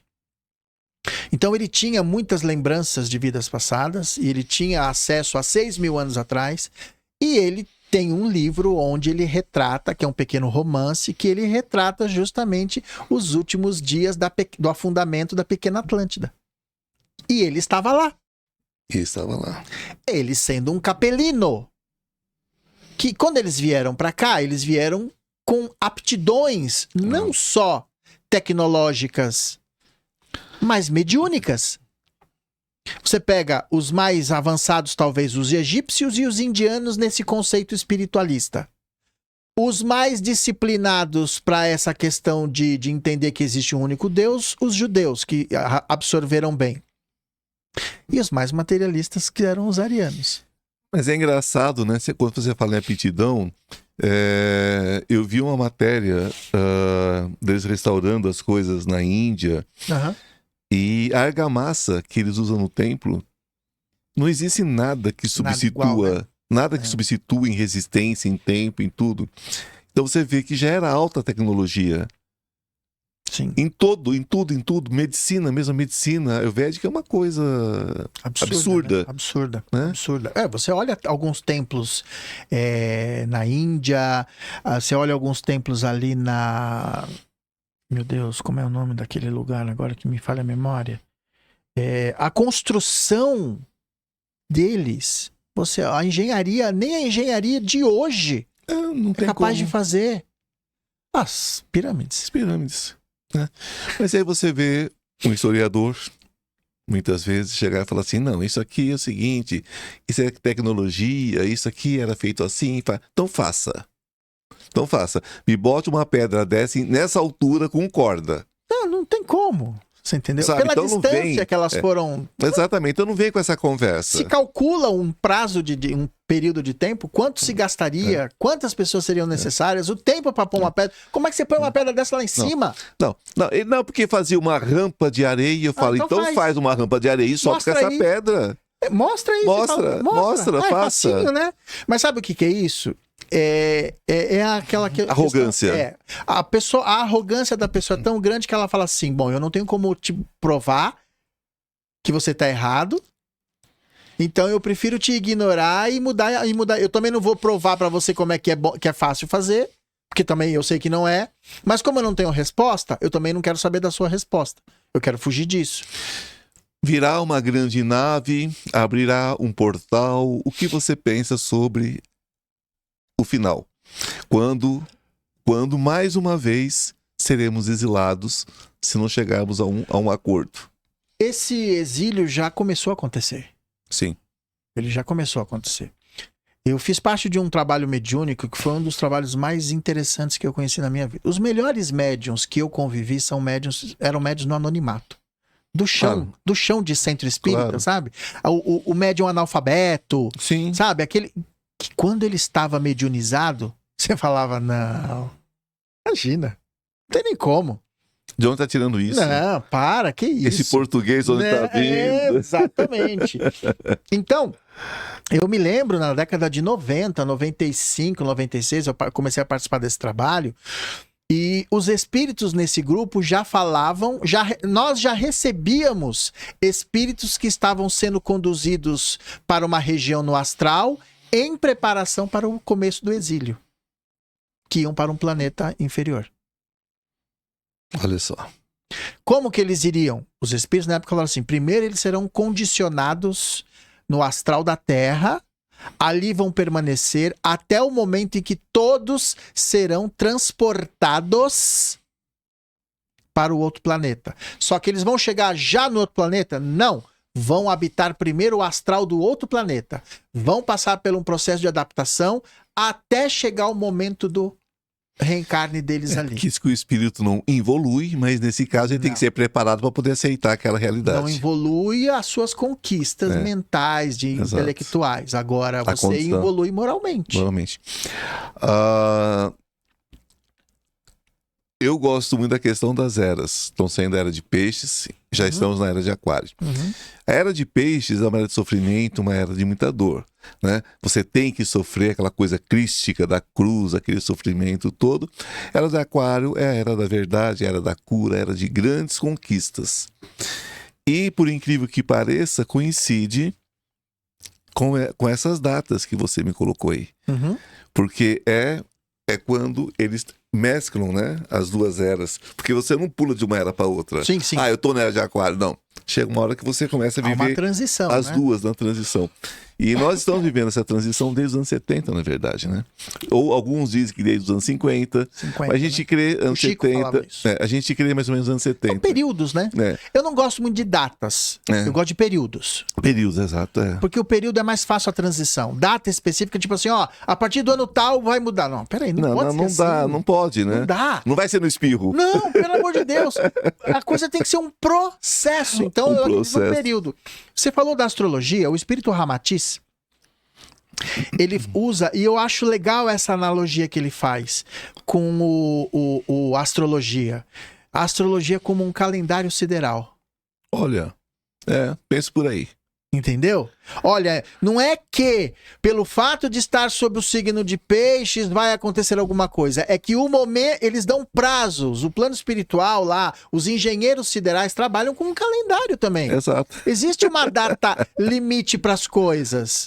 Então, esses calendários, então a astrologia, ela justamente vai trabalhar essas questões. São períodos do calendário sideral. Para mim é perfeito Que não é isso. castigo, não é premiação, né? Eu não creio nem numa coisa nem na outra, Sim, né? exatamente. Eu fujo da ideia de castigo, fujo da ideia de prêmio, né? É tudo dentro da condição de cada um, dentro da conquista de cada um, não é?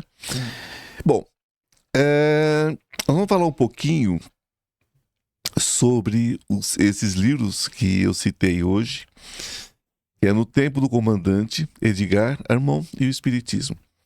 Esse livro você retrata, lógico, daquilo que nós já conversamos sobre ele, mas fala um pouquinho sobre esse livro pra gente. Esse livro, ele nasceu, na verdade, em função de um documentário que eu produzi sobre ele.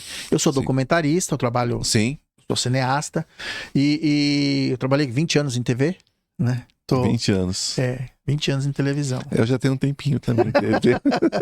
É bom não falar o tempinho, Meu último não. trabalho foi na TV Cultura, né? O trabalho em si é maravilhoso, mas o ambiente é complicado. Pesadíssimo. Muito pesado, muito pesado. Mas o trabalho é uma coisa fantástica. Então eu não me desvinculei. Apesar de trabalhar... Hoje sou professor, trabalho numa escola também, mas o audiovisual ainda continua, porque eu ainda trabalho com... Não tem jeito. Só que eu associo às questões espirituais, que é a minha praia, que eu gosto muito. Então, em 2000, mais ou menos, eu estava em casa, à noite... E eu falava, meu Deus, a minha cabeça não para, muitos pensamentos, muita coisa vindo, aquela enxurrada. Eu falava, não consigo dormir, eu vou ter que trabalhar, eu tenho que levantar 4 horas da manhã e é meia-noite, eu não consigo dormir. Só que aí me deu um estalo, eu falei, não, peraí, já entendi. É algum recado. Porque eu tava muito agitado. Claro. Aí eu dei aquela relaxada, fiz uma elevação, aí o espírito veio, né, que é um espírito que vive me orientando para os trabalhos. E ele disse exatamente do jeito que eu tô te falando. Eu repito isso em todo lugar que eu vou. Nós vamos fazer um documentário sobre o Edgar Armand. Só. Assim que ele falou, eu falei, tá. Isso em que ano, desculpa? Olha, 99, 2000. Tá bom? Não era nada fácil também, já não. Eu falei, tá. Assim que eu falei o tá, aí veio aquela sonolência. Deitei e dormi. Ivan, eu acordei com a estrutura, o roteiro de um documentário pronto na minha cabeça. Tá. A partir dali, eu convoquei algumas pessoas que estão ligadas ao trabalho do Edgar Armand, no espiritismo, e falei, eu vou fazer esse documentário. Sério mesmo? Eu falei, sério, eu vou fazer. Eu comecei a fazer. Eu lancei esse documentário em 2004, né? Conheci a família do Edgar Armand, o filho, né? O filho dele que estava com o legado dele, os documentos dele, entrevistei, fui fazendo o documentário, produzi, lancei em 2004. Só que um dia o filho dele, o Ismael Armand, me chamou na casa dele lá em Lorena. Sim. Falou, vem aqui, faz uma visita aqui para nós. Falei, tá bom, chegando lá, ele abriu as caixas que eram os documentos do pai dele, do comandante Armand. Comandante Armand. Porque ele era militar, ele era conhecido como comandante, né? Quando eu olhei aquilo... Você enlouqueceu. Eu enlouqueci. Claro. Falei, Ismael, isso aqui para um historiador é alimento. Claro. Falei, isso é ouro. Eu falei, o que você tem aqui são respostas que o movimento espírita precisa. Me deixa fazer um livro sobre seu pai. Aí ele olhou e falou, tá. Falou, vem aqui, você pode olhar, tá? Eu falei, puxa, mas aí eu fiquei, né? Eu falei, ai meu Deus. Ficar me deslocando de São Paulo, Lorena, São Paulo. Eu falei, não, isso não vai dar certo. Aí eu saí frustrado de lá, né? Voltei pra São Paulo, ele me deu algumas coisas de Xerox e tal. Aí passou uma semana, ele me ligou. Falou, Edelso, você vai estar lá na federação no dia tal que eu vou fazer uma palestra sobre o aniversário do papai. Falei, claro, estarei lá. No dia da palestra dele na federação, do Ismael Armand, ele falou, vem aqui no estacionamento comigo. Abriu o porta-mala do carro, falou, está de carro aí? Eu falei, tô. Falou, pode passar tudo pro seu carro. Eu falei, você tá de brincadeira? Falou, não. Falou, eu vou morrer. Os meus filhos, Estão nem aí pra isso. eles não vão saber o que é isso. Eles não têm essa... A praia deles é outra. São bons filhos. Mas o caminho deles não foi esse. Uhum. Isso aqui vai se perder. Você, eu sei que vai fazer alguma coisa. Ivan, até hoje esse material tá comigo. Coisas fantásticas. Fantásticas do documento. Imagino. E aí eu escrevi o livro. Eu falei, mas agora eu vou escrever o livro mesmo. Que maravilha. E aí eu fiz essa obra, que são 528 páginas de uma pesquisa... eu vou mandar pra você. Não é brincadeira, não. É muita coisa. É muita coisa. E aí eu procurei destrinchar todos os momentos, inclusive as polêmicas, porque ele foi muito criticado por causa dessa habilidade dele em transitar entre o esoterismo e o espiritismo. Pois é, porque Né? as coisas não se separam. Mas Como o é que pessoal não faz, tá nem aí. né? Ele colocou dentro do espiritismo o termo chakra, foi ele que começou. Irmãos espíritas, queridos, amados, não façam isso. Sabe por quê? Porque o princípio do mestre é não julgue. Ame, não é? Ele conseguiu fazer essa leitura, sabe? Falou, olha, lá eles falam assim, aqui a gente fala desse jeito aqui, mas é a mesma coisa. Uma coisa. Você entendeu? O caminho é o mesmo. É, mas é aquela E aí coisa, eu né? lancei esse livro. Aquela prepotência, né? É terrível. E você sabe que foi a partir desse livro do Edgar Armond, eu ainda continuo, eu vou lançar mais um livro sobre ele, Claro. porque ainda tem material inédito. E ele, como militar, você conhece a Rodovia dos Tamoios. Sim, claro. Aquilo é obra dele. Olha que incrível. Aquilo é obra dele, quando ele era militar. Eu acabei o ano passado, entreguei um documentário, tá na internet, que eu fiz com os meus alunos, um documentário sobre a construção da Rodovia dos Tamoios pelas mãos do coronel da Força Pública, Edgar Armond. Maravilhoso isso. Experiência mística e espiritismo. Essa obra, Experiência Mística e Espiritismo, é uma resposta a uma pergunta que eu vivia fazendo dentro do movimento espírita, porque era muito... A gente volta novamente àquela história do dogma espírita, sabe? Espírita não pode ser místico. Porque Kardec condenou o misticismo. Eu falava, mas... Onde? Aí eu olhava e falava, não, peraí, deixa eu pesquisar. Eu pesquisei a obra do Kardec. De fato, ele condena O os circo. místicos. Mas aí entra o papel do historiador. Eu que preciso entender um contexto da época. Se não entender um contexto da época, não vai me convencer. Aí eu fui buscar qual era o conceito de místico no século XIX na Europa. Quem era o místico? Era o charlatão, o embusteiro, O circense. o cara que não tinha compromisso nenhum com a verdade. Falei, bom, o Kardec era um homem do seu tempo, então ele condenou essas práticas místicas, ok. Só que práticas místicas do século XIX não tem nada a ver com experiência mística. Com certeza. Vou falar A isso. experiência mística é outra coisa. E aí, nessa obra, eu vou buscar as origens da palavra mística, as diversas experiências místicas e mostra para o pessoal o seguinte, olha, o Kardec não condena o misticismo. Ele condena uma prática do século XIX que era chamada de misticismo, mas não tem nada a ver com a experiência mística. E mais uma coisa, né, gente? Se não tivesse uma hora que voasse cartas pelo ar, quebrasse copo na parede, balançasse alguma coisa, se não fosse aqueles instrumentos que tocaram sozinho, não teria nada. Mas você Aquilo sabe- foi a forma como chegou, né? Mas você sabe, Como mais seria? eu costumo dizer, e principalmente a pessoa fala assim, você consegue resumir de forma objetiva o que é uma experiência mística? Sim. A experiência mística é a experiência do silêncio meditativo. A mística é a busca pelo sagrado.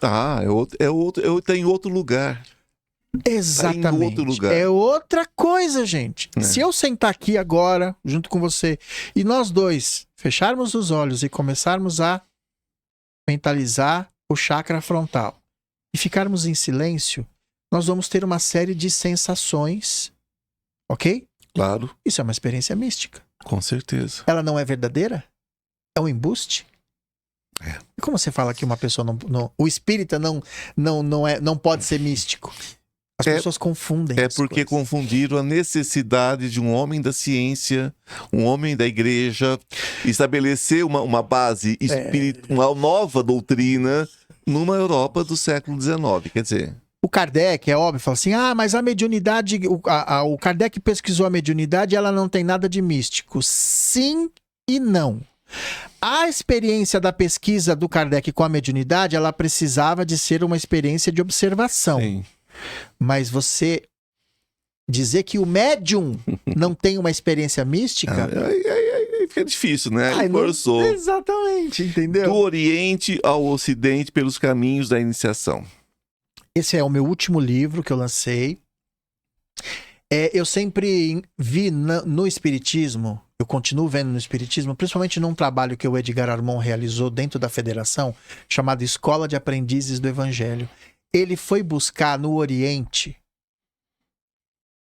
uma prática que nós aqui no Ocidente não conhecemos, não conhecíamos. A busca pelo autoconhecimento, a busca de Deus interiormente. Olha só. Ele dizia o seguinte: nós no Ocidente não desenvolvemos uma espiritualidade silenciosa e meditativa. A nossa ela é muito corporativista, muito militarizada, muito voltada para imposição, para conquista, muito barulhenta. Os orientais sabem fazer espiritualização, os orientais sabem viver uma experiência mística de fato. De fato, verdadeira. Aí o que ele faz? Ele vai buscar a ideia no Oriente. A ideia, não o formato. Claro. Olha como... São coisas diferentes. Exatamente.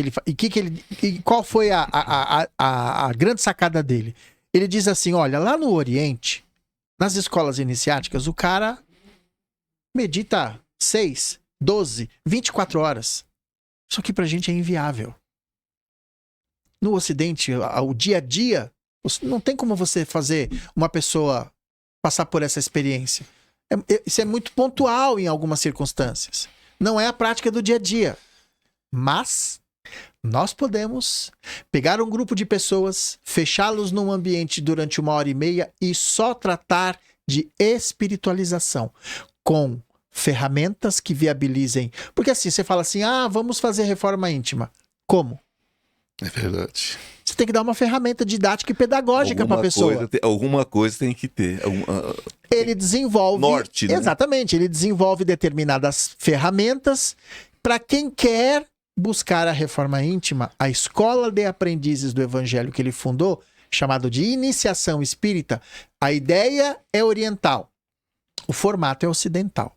Porque ele dizia, mas a gente pode fechar a porta e durante 1h30 viver uma espiritualidade para depois levar isso lá fora. Agora a gente precisa ter um norte, a gente precisa saber.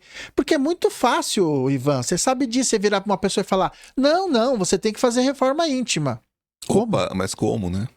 Se você não me der algo concreto, querido, fica muito... essa é a situação mais complexa dentro de tudo que nós fazemos.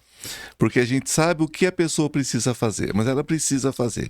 E esse precisar fazer, você tem que dar orientação de como fazer isso e essas exatamente as ferramentas. Eu quero propor a você um desafio e um convite ao mesmo tempo. Você virá aqui com o nosso amigo Marcos, você virá aqui para a gente falar sobre exatamente essa questão mística, a questão do fenômeno dentro da espiritualidade, tá? E, sobretudo, a paranormalidade espírita. Vamos colocar assim.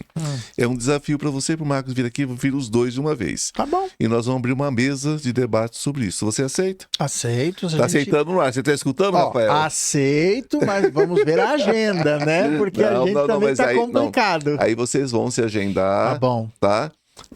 Vão se agendar e nós vamos marcar para daqui um tempinho, para vocês darem uma relaxada da vinda aqui também. E nós vamos encontrar, sim, e vamos retomar o tempo. Você sabe que eu ficaria aqui com você até 10 horas da noite, mas a gente sabe que tempo é tempo, Sim. tempo é corrido para todos nós, né? E eu quero te dizer o seguinte, você vai fazer suas considerações finais E eu quero já de antecipar que foi maravilhoso ter você Eu aqui. agradeço. Realmente vocês foram um presente para mim aqui no meu podcast, no nosso podcast. Eu agradeço a acolhida. Eu tenho muita dificuldade em determinados assuntos com algumas pessoas que fazem perguntas, entrevistam a gente, porque às vezes a pessoa, você fala e você percebe que a pessoa não entendeu muito o que você está falando. E assim, eu fiquei muito à vontade aqui. É muito querido. bom a gente poder conversar com pessoas que você está falando, ele está entendendo o que você está falando, sabe? Tá Você não é um extraterrestre. É porque a minha busca é essa, eu digo, eu não sou um apresentador de podcast, eu sou um espiritualista que faz podcast, então é tão bom ter essa troca, né? Eu agradeço, fico feliz. foi muito bom conhecer você, é mais um membro da nossa família espiritual. Não sei se é um Gratidão, encontro querido. ou se é um reencontro. Reencontro, com certeza. Acredito que seja um reencontro, mas num momento muito propício, sabe, Ivan? Que bom. Num momento muito propício, porque o planeta... eu sempre falo isso pro Marco, sabe? Eu conheço o Marco há mais de 30 anos. A gente vem numa batalha, num trabalho para essa questão dentro do espiritismo, porque assim, o Marco às vezes fala, eu não quero mais saber do espiritismo. Eu falo, Marco, esquece isso, cara. A gente vai encontrar pessoas limitadas, porque a gente também tem limites, né? A gente não é lá esse suprassumo que a gente acha, não. Nunca. Mas eu assumi um compromisso, eu agradeço muito ao Edgar Armon, comandante Armon na minha vida. É um espírito que me abriu as portas para uma espiritualização não dogmática. Ah, isso é maravilhoso. E raro. E a proposta do seu programa, da gente poder ter liberdade para falar as coisas. Sempre, sempre. Eu posso não concordar com isso, aquilo, mas é a liberdade da pessoa chegar e falar, tudo bem, é o seu ponto de vista legal, ótimo. Então, eu quero agradecer. Muito obrigado. Querido, viu, pelo eu que convite. agradeço sua presença e é uma gratidão eterna, porque hoje nós temos essa facilidade com essas redes sociais, que isso fica eternizado, né? Então não importa se você está assistindo isso hoje, se você está assistindo isso no ano de 2030, 3200, está tudo certo, nós estamos aí e tenho certeza que em qualquer tempo e espaço, esse assunto, né, traz um frescor, traz uma maturação, não é? Como disse desde o início, não somos mestres, somos alunos, como vocês. Mas dentro desse processo a gente vai trocando, né? E vai adquirindo novos conhecimentos, reformulando outros, não é? Que essa é a questão, reformular sempre. Então, pega aquela peneirona, né? Que meu amigo Wagner Borges sempre fala, e eu falo também, vamos passar na peneirona. Serviu para você? Guarda na sua caixinha, na sua cestinha. Não serviu? Deixa onde está, porque vai servir para alguém, não é? Então, pega o que faz sentido para você e use. É sobre isso o Consciência Paranormal. Consciência. Acima de tudo, consciência. Me siga no Instituto Ivan Martins, todas as redes sociais, YouTube, no Instagram.